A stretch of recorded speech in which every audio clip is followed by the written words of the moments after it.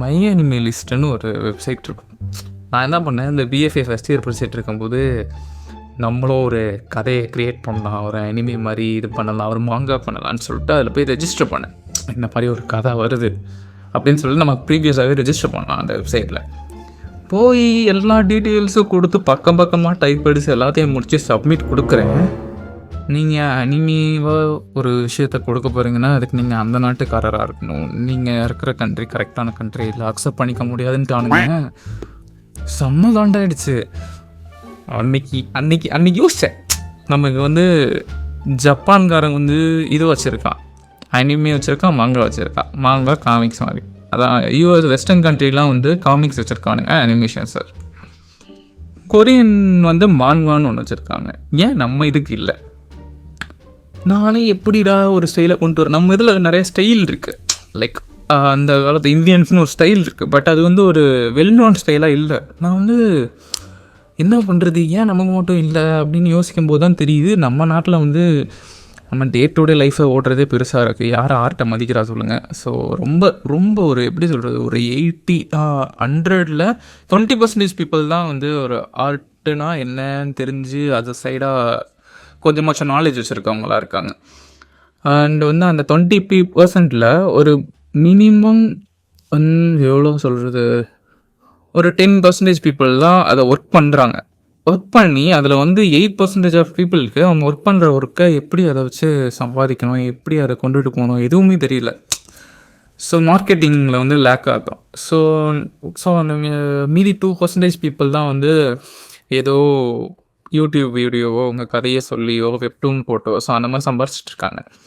So வந்து நான் வந்து ஒரு 2 டேர்ம் இன்ட்ரடியூஸ் பண்ணலாம் அப்படின்னு சொல்லிட்டு நிறையா என்னென்னமோ இது பண்ணி ரிசர்ச் பண்ணேன். சில வேர்ட்ஸ் எல்லாம் இது பண்ணி தமிழில் 2 வேர்ட்ஸ். ஓகே, உங்களுக்கு தெரிஞ்சிருக்கும் ஈஸியாக, ஆல்ரெடி நீங்கள் இது பண்ணியிருப்பீங்க. உங்களுக்கு நம்ம சிறுவர் மலர்லாம் சின்ன வயசில் அந்த நியூஸ் பேப்பரோட வரும், அதெல்லாம் படித்து பார்த்திங்கன்னா படக்கதை அப்படின்னு இருக்கும். ஸோ நான் அந்த இதில் இருந்து கொஞ்சம் இங்கிலீஷ் பீப்புளுக்கு ஈஸியாக புரியணுன்றதுக்காக காமிக் மாதிரி படக்கதா அப்படின்னு சொல்லிட்டு ஒரு டேர்ம் கொடுக்கலாம், இன்ட்ரடியூஸ் பண்ணலான்ட்ருக்கேன். ஸோ அனிமேக்கு என்ன டேர்ம் கொடுக்கலாம் அப்படின்னு யோசிக்கும் போது தமிழில் ஒரு சூப்பரான வேர்டு இருக்குது, அசைன்னு சொல்லிட்டு, ASAI. இந்த அசைன்ற வேர்டை வச்சு தமிழ் அனிமேஷன்ஸ்னு கொடுக்கலாம் அப்படின்னு சொல்லிட்டு ஒரு பிளான் போட்டேன். ஸோ வந்து ஒரு அக்கௌண்ட் ஆரம்பித்தேன், ஒரு ஆர்ட்டை போட்டு என்னோடய கதையை ஒரே ஒரு சீனை அனிமேட் பண்ணி போட்டேன். திடீர்னு பார்த்தா பூம்னு 11K ஃபாலோவர்ஸ். என்னடா நடக்குதுக்கு அப்படின்ற மாதிரி இருந்துச்சு. ஸோ வந்து இப்போ பெரிய ப்ரொடக்ஷன் கம்பெனி வந்து என்னோடய கதையை வாங்கி அதை அனிமேஷன் பண்ணணும் அப்படின்னா அதுக்கு வந்து நிறையா ஃபாலோவர்ஸ் தேவை, நம்மள மாதிரி தமிழ் பீப்புள்கிட்ட வந்து சப்போர்ட் தேவை. ஸோ அதனால தான் இந்த வீடியோவை பதிவு பண்ணுறேன். அந்த அக்கௌண்ட்டை நான் கீழே டேக் பண்ணுறேன். அதில் வந்து நான் தமிழ்ன்ற மாதிரி இருக்காது, ஏன்னா ஃபஸ்ட்டு கொஞ்சம் இன்டர்நேஷ்னல் ஃபாலோவர்ஸை பிடிச்சிடலாம், அவங்கக்கிட்ட தானே நம்ம கொண்டுட்டு போய் சேர்க்கணும் அப்படின்னு சொல்லிட்டு வச்சுருக்கேன். இப்போ அதில் இருக்கிற எல்லாமே இன்டர்நேஷ்னல் ஃபாலோவர்ஸ் தான்.